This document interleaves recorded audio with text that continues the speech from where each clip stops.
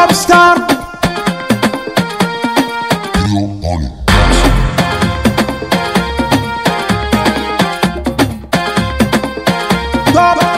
Top star. Mali kunnafoni.net filɛ libagaw aw minnu tɛ sɛgɛn n'aw tɛ ɲina n'a b'a na sanga ni wagati aw ka jabaranunw kan an b'aw fo dante foli min na an b'a fɔ ye aw k'aw bisimila aw ka émission Mali kan toujours ne y'o de fɔ aw ye tant que aw sɔgɔlen bɛ an na aw bɛ nisɔndiya dɔrɔn donc bi aw ka nisɔndiya kama an ye weleli bila an ka artiste dɔ ma ale ka ko ma nɔgɔn dɛ ale bɛ n kɛrɛfɛ wa ale kuma kɛra tile filanin na réseau sanfɛ kɛrɛnkɛrɛn la TikTok an n'a bɛ ɲɔgɔn bolo yan nɔ donc a bɛ n kɛrɛfɛ n tɛna kuma janya n bɛna kuma d'a ma a b'a yɛrɛ fɔ an ye Bosi cogo di o ye tɔgɔ sugu jumɛn ye kan jumɛn de b'i da Prince Diallo mais Bosi ni Prince a bɛɛ tɛ kelen ye non kana na ne charmer i ka plateau kan na je suis déjà pris n jo t'a la sinon kan jumɛn de b'i da ça va je vais bien alhamdulillah ko bɛ cogo di ça va i b'a kan i pɛrɛnnen don i m'a ɲi attaquer d'accord sisan nɔ ne bɛ fɛ yanni an ka tɛmɛ ni kow ye i k'i kan fili n'an ka dɔnkili Bamako kan Faransɛ bi fan ka duguba kɔnɔ yan hali tɛ Faransi cɛfidunwa min bɛ kɛ Bamako kɔnɔ yan hali tɛ Miami an ye TikTok minɛ Amɛrikɛnw na bi e bɛna mun f'an ye ka suta cogo yira Ivoiriyɛnw na cɛ e bɛna mun fɔ parce que anw ye Bamako kan Bamako kan mais princesse n'a ka ni tigɛ sira la an bɛ se ka continuer ko duman fana tɛ mɛn mais émission kɔnɔna la an bɛ tɛmɛ n'a tɔ ouais an bɛ caman fɔ d'accord comme i yɛrɛ bɔra k'a fɔ Prince Diallo an b'o dɔrɔn de don a la sisan nɔ comme micro b'i yɛrɛ bolo an bɛ fɛ k'i présenter yɛrɛ tɔgɔ ni jamu yɛrɛ sigilen bɛ yɔrɔ min na i k'a bɛɛ fɔ an ye cogo min na an bɛ faamuyali sɔrɔ i ka ko la oui bon ne tɔgɔ ye Abdoulaye Ben Aliou Diallo Ben ça veut dire que le fils de Aliou quoi voilà Ben Aliou Diallo monsieur nous ne wolola ye mais malamo ye mais là actuellement je suis à Senou d'accord faamuyali sɔrɔla o la sisan nɔ an bɛ fɛ ka dɔn n'a sɔrɔ Prince Diallo ye kalanw kɛ walima n'o ko bɛ cogo min na i bɛ se ka dɔ fɔ an ye o ko fana la oui ne kalan na n ye kalan kɛ n ye école kɛ bon en général malien bɛɛ bɛ école kɛ dɔw bɛ taa ɲɛfɛ dɔw tɛ taa ɲɛfɛ quoi sinon an bɛɛ kalannen don ne ye école kɛ mais il y a eu un moment n ye difficulté caman sɔrɔ à cause de la musique bon n ye san damadɔ kɛ ka école abandonné après n tilala ka segin tuguni parce que a tun ka di ne fa ye n ka kalan de kɛ kosɛbɛ voilà n ye dɔɔnin kɛ école la d'accord Prince Diallo faamuyali sɔrɔla i ka o kuma fana la sisan nɔ an bɛ fɛ k'a dɔn yɛrɛ de mun na i ye dɔnkili kanu fo ka taa se ka kɛ dɔnkilidala ye bi dɔnkili kanu nana na cogo di oui bon a daminɛ tun ye kulonkɛ de mais je voulais aussi honorer mes mamans quoi ne ba fila de tun bɛ yen nɔ ala ka hinɛ kelen na a tun ka di ne jama ka giriw den ne kan mɔgɔw ka boliboli ne kɔ u k'a ye fɛn dɔ bɔra olu la jama bɛɛ bɛ kafo mɔgɔ min na bon ne tun y'a ye musique de tun ye ne bolo o solution ye parce que stariya ni fɛn ninnu ani fana Salif Keita Salif ka di ne kojugu ne miiri a ka vie la k'a ye a ye difficulté minnu sɔrɔ je pense que hali ni ne ma o ɲɔgɔnnaw sɔrɔ diɲɛ kɔnɔ a surunyara la voilà donc du coup inspiré yɔrɔ cayara musique in nɔfɛ ya Mankala tout bon dɔnkili fana tun ka di n ye mais a tun ka di n ye ka n parents ninnu n ba ninnu ka u kunkɔrɔta ni ne parce que bamanankan na u b'a fɔ ko wari tɛ saraka muso bɛ den lajɛ donc ça c'est une place que j'aimerais que n parents tun k'o yɔrɔ occuper ne la voilà d'accord Prince Diallo faamuyali sɔrɔla i ka nin kuma ninnu fana na sisan nɔ an bɛ fɛ k'a dɔn komi i yɛrɛ ye dɔnkili kanu nana i na cogo min na i bɔra k'i da don o la sisan nɔ i yɛrɛ ye dɔnkilida in daminɛ san jumɛn na quoi bon kulonkɛ la an y'a daminɛ vers le 2008 oui mais n ye décidé yɛrɛ bon sisan kɔni ne tɛna baara wɛrɛ foyi kɛ ni musique tɛ ça c'est tout frais c'est vers 2018 2016 ninnu kɔnɔna ninnu na n tun bɛ to ka n bɛ bala ka son kelen bɔ san kɔnɔ siɲɛ kelen bon wagati dɔ fana la n y'a jɔ condition ko ninnu dɔw kama voilà mais 2018 de n ye décidé yɛrɛ ko bon ni kɔni na ne tɛna baara wɛrɛ foyi kɛ diɲɛ kɔnɔ ni dɔnkilida in tɛ voilà d'accord faamuyali sɔrɔla i ka nin kuma ninnu fana na komi i yɛrɛ bɔra ka ɲɛfɔli kan ye wa an ye faamuyali sɔrɔla i ka kuma ninnu na sisan nɔ Prince Jalo an ɲɛ b'a la dɔnkilidala caman bɛ na yan nɔ bɛɛ b'i ka genre fɔ an bɛ fɛ k'a dɔn e yɛrɛ bɛ genre sugu jumɛn kɛ exactement. Bon style musical kelen tɛ ne la mais ne tun bɛ clash de kɛ fɔlɔ ne tun ye rappeur de bon mɔgɔ minnu bɛ bɔ rap kɔnɔ ka taa don chant kɔnɔ i bɛ taa sɔrɔ a tigi tɛ kɛ rappeur ye a tɛ kɛ chantkɛla fana ye totalement quoi donc i b'a ye artiste rappeur b'u ta sɔrɔ a la bon chantkɛlaw fana b'u sago sɔrɔ a tigi la donc ne nana ni n ka style yɛrɛ de ma propre style musical. Mais i ma tɔgɔ da i ka style la en fait. Bon ne bɛ pentatonique de kɛ o. Pentatonique. Oui, les sons qui fait danser, voilà et tout. Mais genre n'a fɔ manding ye ni afro ye ni non. Tɔgɔ tɛ anw ta la. En général artiste minnu bɛ fɛ la sisan au Mali u nana n'u yɛrɛ ka propre style musical de. En général ne kelen tɛ yan. Il y a plusieurs artistes qui sont comme ça. Même il y a Sidiki Diabaté qui est comme ça. Il y a Jenks B qui est comme ça. Voilà. Il y a Fakoli Lezi qui est comme ça. Il y a moi. Voilà. Chamambé ni Chogoyala. Même Joss. Voilà. Ambebe Tantori. Ambe nanantade. Mais ambe nyoron. Ambe nyoron soro fen do la mo ba envoie au mélanger nyoron na wa foka me style kelenge non. Ambora domaine do ono kana domaine do ono domaine intantai. An bɔra min fɛnɛ kɔnɔ o t'an bolo bilen donc an ta de b'an bolo voilà un peu. Voilà faamuyali sɔrɔla i ka nin kuma ninnu na mais an bɛ fɛ ka dɔn i yɛrɛ ka Bamako ka dɔnkili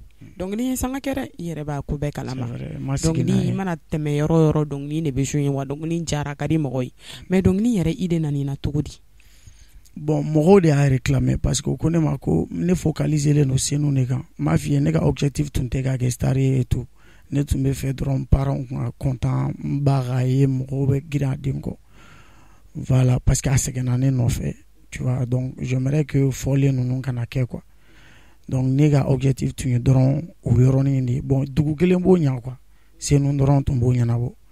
mais k'a kɛ tan ne voix ka di mɔgɔw ye o disent que ko hinɛ bɛ n kan na donc ko n ka essayer n ka senu to yen n ka ɲɛsin Bamako ma. Donc, pourquoi me concentrer sur un drone? Il faut faire un son qui concerne le Mali. Donc, son mi Mali concerne Mali, Fanae Bamako. Il faut faire un son pour Bamako. Ça concerne tout le monde. Voilà l'idée. D'accord, famille sur la Okuma Fenena. Si son nom, mais c'est qu'à donner sur un album Mumbi Bola, Walmano Kobetokodi. Oui, c'est vers 2018 j'ai commencé à faire ma carrière. Donc, les albums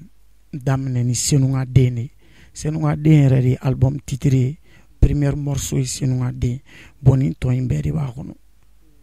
voilà ninnu fɛn o fɛn bɔra o kɔfɛ a bɛɛ album sont de mais j'ai décidé que ka to k'a bila chaque mois kelen kelen ou chaque 2 mois den kelen parce que ne tun dɔnnen tɛ nationalement n ka quartier de bɛ n dɔn donc ni album kuturu di maliyɛnw ma o tɛna lamɛn yɛrɛ parce que o tɛ n dɔn Mali la ni besoin t'i la influence t'i la hali u ka sira t'i ka talent na ne ye baara baden de kɛ n dɔnkili ɲɛnama baden de da. Les gens ne savent pas. Bon, Bamako ka in kɔfɛ de u bɛ ka don ka taa lajɛ o y'a ye ja talent bɛ nin na mais ne tun bɛ yan kabi kunun tu vois donc Mali ye bezu jamana de ye il faut être en buzz mɔgɔw ka attention k'i kan et là tu fais ce que tu veux. Voilà. D'accord sisan ni i ka kuma b'a jira ko album kelen b'i bolo déjà mais i ma a lancer fɔlɔ i bɛ ka morceau kelen kelen de bɔ k'a jira mɔgɔw la cogo min na i yɛrɛ tɔ bɛ dɔn cogo min mais e ko k'i dɔnnen tɛ Prince Jalo o tuma la compte t'i bolo réseaux sociaux kan. Oui mais sisan n tun bɛ yen ne tun bɛ yen m'a f'i ye ne ye musique daminɛ 2008 compte tun b'i bolo depuis o wagati. Compte bɛ ne ka compte ye 2015 de ne ka compte ka kɔrɔ ni artiste camanba de ta ye YouTube compte sinon ne ka Facebook dayɛlɛ la depuis 2008 2009 ninnu kɔnɔna na je pense n ka page yɛrɛ a sɔrɔ page ko ninnu man ca maliyɛn fana ka intéressé réseaux sociaux la forfait nalen de don tu vois donc du coup olu fɛn kuraw de bɛ ka na réseau kɔnɔ réseau yɛrɛ ka kɛ carrière ye réseau ka kɛ fɛn bɛɛ ye c'est tout près. D'accord. Voilà, sinon an bɛ tirikitɔrɔ la depuis bluetooth clé et infrarouge dɔn i bɛ téléphone coller ɲɔgɔn na ka son envoyer. C'est vrai. Ok, d'accord. Prince Jalo, famille, sur la gagne comme un bella. Si ça non, amena do ka projet kan. Ame domine ko bi projet jumɛn b'i bolo. Bon, album in kɔfɛ ne kan ka clip caman de kɛ. Mɔgɔw kan kunkolo dɔn. Ensuite, je dois vraiment voyager, connaître, me fɛ ka carrière. I b'i to yiri dɔ la ka yiri dɔ minɛ. Ko wagati min na i lamɛnlen don jamana kɔnɔ. o de i ka baara kɛ kuma ye. Je pense que nin ye ne cɛsiri wagati de ye ka fusa ni n ka vie kɛ wagati ye quoi. Donc n bɛ fɛ ka album wɛrɛ dilan ka clip caman kɛ ka collaboration caman kɛ jamana wɛrɛw ni ka voyage caman fɛsɛn kɛ parce que voyage fana ne kɔni voyage ka di ne ye t'i t'a dɔn mais voyage ka di ne même ni musique tɛ donc je vais me profiter de ça de faire beaucoup de voyages mais n m'a kɛ sɛbɛko la voilà donc ensuite il faut que ne ka scène ba caman kɛ maliyɛnw k'an ye ka ɲa et avoir la connexion avec la société parce que artiste lamɛnlen don ani jamanadenw bɛ ɲɔgɔn bolo tɛ kelen ye. Tiɲɛ don. Voilà. Voilà. Donc ni wagati na o de ka projet ye. Là maintenant. D'accord. Ani concert. J'ai beaucoup de concerts. Ni wuli kuma do i ka di bɛɛ bɛ fɛ ka t'u ka yɔrɔ la donc n tɛna fɔ n bɛ taa yan i bɛ se ka ɲinɛ dɔ kɔ mais je pense que n kan ka Mali munumunu inchallah bientôt même. Ala k'o yira. Ça commence par le samedi prochain demain. Ala k'o yira na n'Ala sɔnna. Voilà, sans Prince Jalo comme i yɛrɛ y'a fɔ cogo min na foyi si diɲɛ kɔnɔ foyi daminɛ man nɔgɔn. Yɛrɛ ko k'i ye sɛgɛnbaw sɔrɔ dɔnkili ko in na sisan nɔ i ye gɛlɛya minnu sɔrɔ est-ce que i bɛ se k'i da don la ka dɔ walawala an ye. Oui, bon, à daminɛ la ne y'a daminɛ ni groupe dɔ de mais vu qu'an kun bɛ clash de kɛ y a eu un son que vraiment j'ai parlé vraiment mal donc a digira an ka mɔgɔw la famille a ma bon ne ka musique ko yɛrɛ tile kuma diya an ka famille si c'est pas tout récemment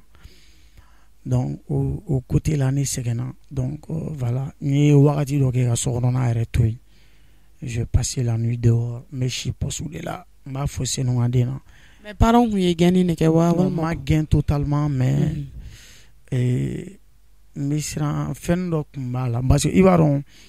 ni fɛn dɔw kɛr'i la je préfère que ni a tɛmɛna ni yafara i tɛ segin quoi mais pas ma famille ne fa ni n ba n ka d'u ye trop ne an ka famille la n tɛ lagare ye mais ne ye n diya kojugu n parent côté la mon père même c'était un ami pour moi paix à son âme. Bon ka di n baw ye voilà donc ma o difficulté ba suguya sɔrɔ mais a kɔnɔni ka don dɔɔnin quoi voilà village b'a la et tout bon an kelen fana tɛ so kɔnɔ voilà il y avait mɔgɔ wɛrɛw bɛ so tu vois donc n ye gɛlɛya ni yɛrɛ de sɔrɔ ani quartier fana kɔnɔ n ye gɛlɛya dɔɔnin sɔrɔ parce que ne ka musique ko in ye n sama ka se groupe min ma groupe in fana tilala ka n abandonner. Voilà donc maintenant au triki toroni nununa quoi bon même be censuré je suis pas l'habitude de faire un kuma dogo quoi o en kechugo arrêté mais ni yoro ina je préfère que ka dabrilen to parce que akera mena et puis ay nenyele ay atunye chesiri Yusuf bina kolono n'est-ce pas balmo de afli kolono mais afana na la jo asura besno wala ni ala tun anyele aga bo kolono na tunteke kirai. Donc gɛlɛya dɔ bɛ i ɲɛ yɛlɛ a bɛ sira dɔ fana d'i ma adamadenya la ala yɛrɛ ka ko kɛcogo dɔ ye voilà prophète bɔra Magan ka taa Madina mais a kɛra ma kunkɔrɔta de a tilala ka segin ka o Magan kelen minɛ donc moi je pense que ni fɛn dɔw kɛr'i la ça c'est pas ne tɛ nin fɔ en tant que artiste n bɛ nin fɔ en tant que malien gɛlɛya kɛra bɛɛ la mais je pense i ka gɛlɛya in dogo parce que o de y'a to i sera yan bi quoi voilà un peu. D'accord Prince Jalo i ka nin kuma ninnu fana ɲɛna wa faamuyali i b'a sɔrɔ la kuma la komi an yɛrɛ kumana gɛlɛya kan sisan ko bɛ yen dɛ hali ni kow tɛ yen genre hali n'a m'aw yiriwa komi yɛrɛ a ka di ye cogo min na mais Sidiki Jabate ko bi ka di ni ko nin ye ou bien ouais non mais sisan dɔnkili ye nafa minnu las'i ma an bɛ don min na i ko bi t'i da don la i ka dɔɔnin fana ɲɛfɔ an ye o kow kan. C'est vrai dɔnkili d'abord avant dɔnkili senu ne nafa se ne ma. D'abord parce que ne to senu mɔgɔ tɛ ne dɔn d'avoir tout ce que je veux artiste foyi tɛ Mali la k'i bɛ se ka ne bɛ se ka n kun siɲɛ ye ko se b'i ye ka tɛmɛ ne kan peut-être fo ni min maralen bɛ banque la i bolo sinon an ka taa an ka so bɛɛ ye min kɛ so an ka t'o lajɛ an ka taa ɲɔgɔn nɔfɛ min bɛ min bolo an k'o lajɛ mais senu de y'o di ne ma k'a sɔrɔ mɔgɔ tɛ n dɔn. Bon dɔw bɛ yen nɔ i bɛ carrière kɛ ka sɔrɔ u bɛ kɛ national ba ye ka sɔrɔ foyi t'u bolo mais senukaw ye ne kɛ fɛn bɛɛ yani ka kɛ national ye j'ai eu 3 voitures en une année Senu n ye terrain 4 sɔrɔ en une année à Senu J'ai eu mes premiers millions à quelques années à Senou. J'ai pu construire à Senou avant que Morokando, de 3 ans. Donc là maintenant, je suis à ma 5e voiture Senou. Parce que vous avez fait. Ne répétation Prince Diallo. Ne répétation kai. Ne na o terendi ma terendi ba de. Ne be mobile sur ne be terrain sur. Parce que ne era tato ici on a avec l'émission dans répétation. C'est nous fait be ken sans mentir. Donc bi de fin chama me ga do la musique fene na fala no. Parce que ni te jo c'est que warti jo. Voilà, Dieu merci. D'accord, famille sur la ofenena. Si ça Prince Diallo,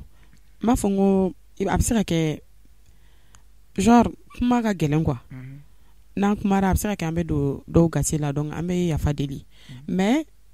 ne sisan nɔ rappeurs bɛɛ Mali artistes yɛrɛ bɛɛ rappeurs kunda yɛrɛ dɔrɔn tɛ Mali artistes bɛɛ John yɛrɛ de ka dɔnkili ka di e ye kosɛbɛ John b'i la motiver John b'i inspirer n'a bɛɛ m'a fɔ tɔw ta man di yɛrɛ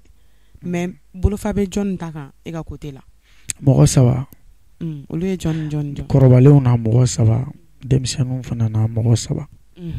micro b'i bolo kɔrɔbalen fɔlɔ Iba Wan Iba ka di ne ye kojugu depuis an bɛ école la an b'a ka son imité n'an bɛ école la bon Gaspi ko ka di ne ye a kɛcogoya n ye fɛn dɔ y'a la c'est rare n k'a ye artiste wɛrɛ la ensuite Keji Keji ka di ne Keji yɛrɛ kama an donna dɔnkili da la mais an ye Iba dɔn Keji ye bon ni artiste saba de ka di ne mɔgɔkɔrɔba ninnu na rappeur kunda faamuyali sɔrɔ la o la voilà ninnu saba ko ka di ne trop n'u bɛ ɲɔgɔn na ça me gêne un peu parce que u bɛɛ ye ne ka artiste de mais là actuellement Gaspi ni Iba ka di n ye kosɛbɛ ka tɛmɛ Keji fana kan mais u kun ka di n ye fɔlɔ u bɛɛ ka di n ye mais dɔ ta ka bon ni dɔ ta ye voilà bolofa bɛ minnu ta ka ni fila ye sinon bɛɛ ka di ye o bɛɛ man di n ye dɛ tɔgɔnin bɛɛ la tɛ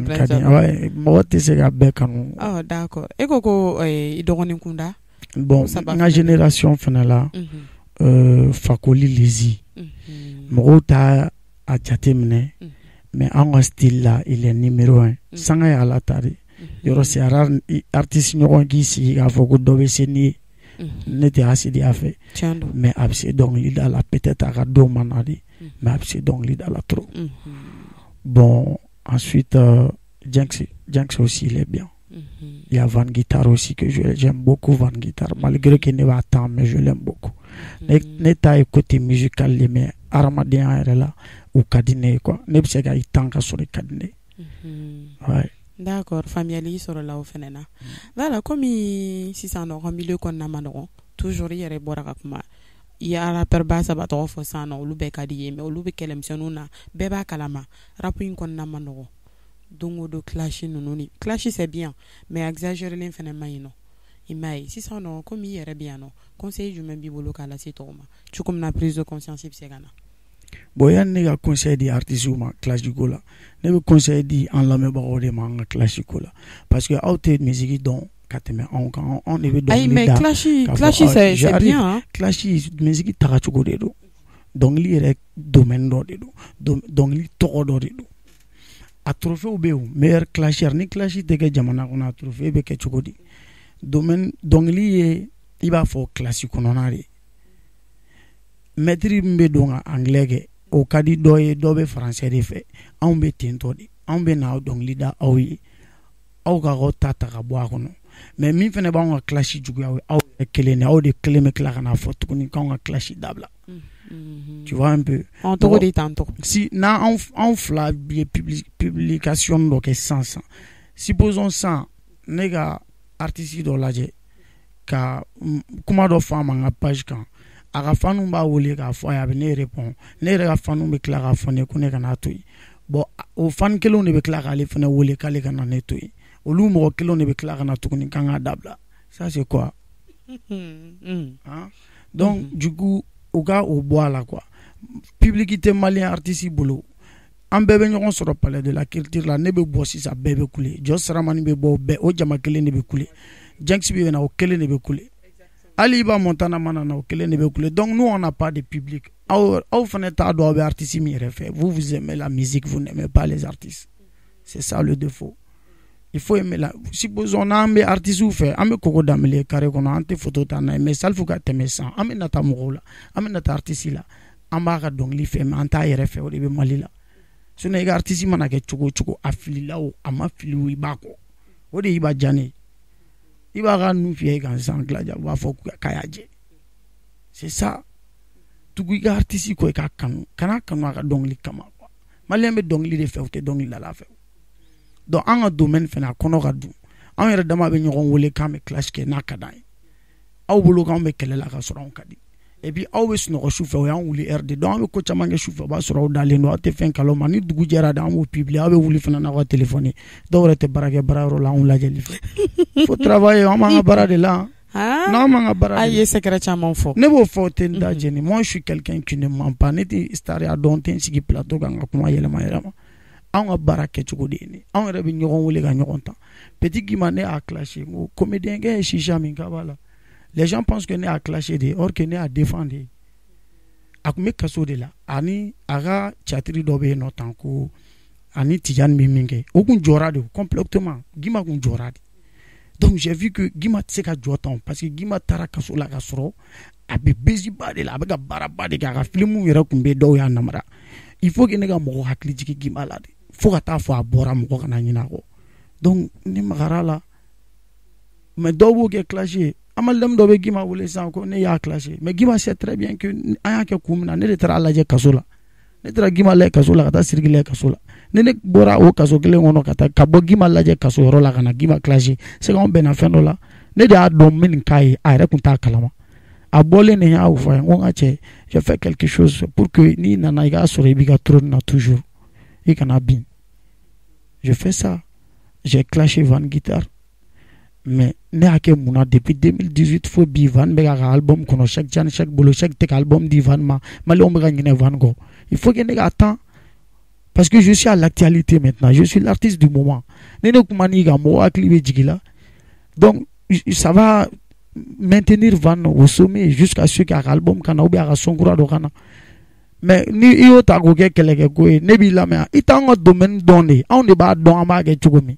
n'an ye dɔnkili da dɔrɔn a y'a lamɛn walayi hali n'an bɛ ka dɔn nɛni an bɛnnen don a la problème t'a la an b'an ta kɛ lamɛn a banna ayiwa an lamɛnbagaw j'espère que aw ni an ye faamuyaliba sɔrɔ Prince Jalo ka nin kuma ninnu na a bɔra a kunbara dɛ wa restez connecté ko bɛ ka nale dɛ voilà Prince Jalo an bɛ continuer n'an ka kow ye hali bi sisan an bɛ fɛ k'a dɔn fɛn jumɛn de ka di ye ni diɲɛ fɛn bɛɛ ne muso o tɔgɔnin bɛɛ la tan walayi ne furumuso ka di ale de ka di ye ni diɲɛ fɛn bɛɛ fɛn jumɛn yɛrɛ man di fɛn min man di ye saya tɛ fɛ ka sa dɛ non n tɛ fɛ ka sa walayi i tɛ fɛ ka sa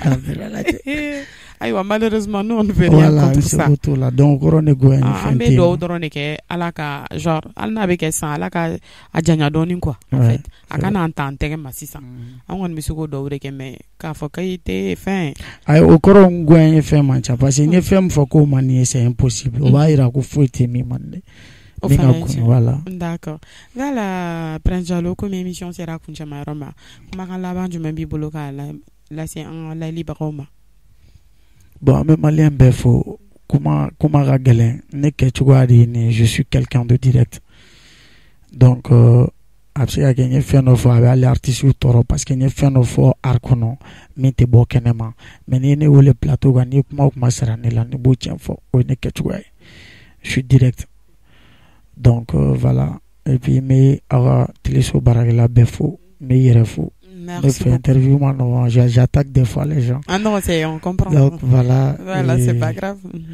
Mes caméramans nous faut, mes maliens faut, mes enfants nous faut, mais il y a quelque chose que j'aimerais dire parce que là, tout de suite, au Vegane Secondoni, téléphone flarive, bolo, numéro flarive, bolo, un numéro fla bébé moro bolo.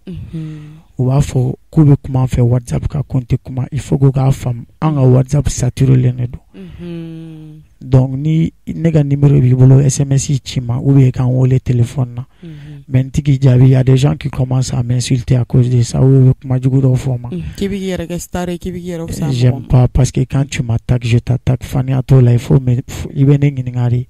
ne bɛ wele tigɛ ta ou bien ne kuma ni fɛ WhatsApp ka tigɛ ta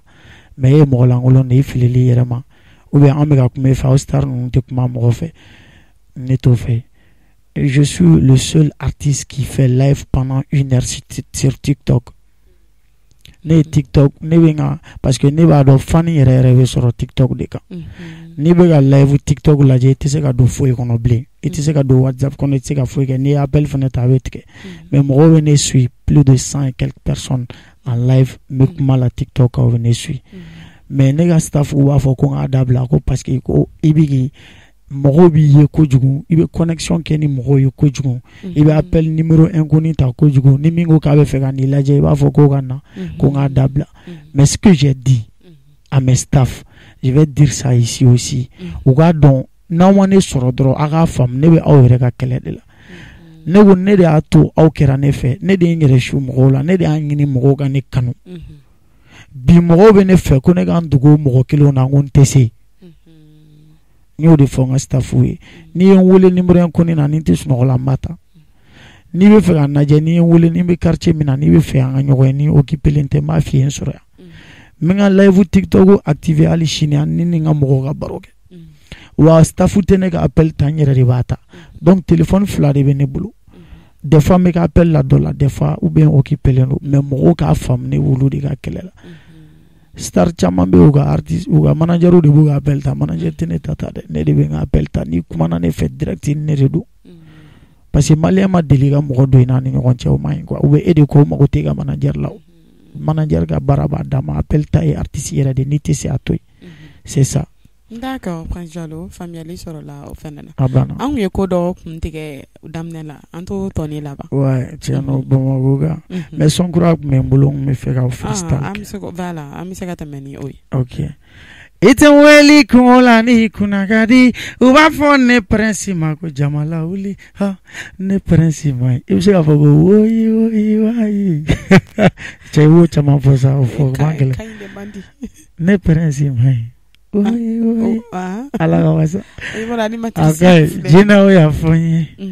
Ko n ka cɛsiri n ka baara fɛ k'olu bɛ n kɔ maabaw y'a fɔ n ye. Ko n ka cɛsiri n ka baara fɛ k'ale bɛ n kɔ mama y'a fɔ n ye.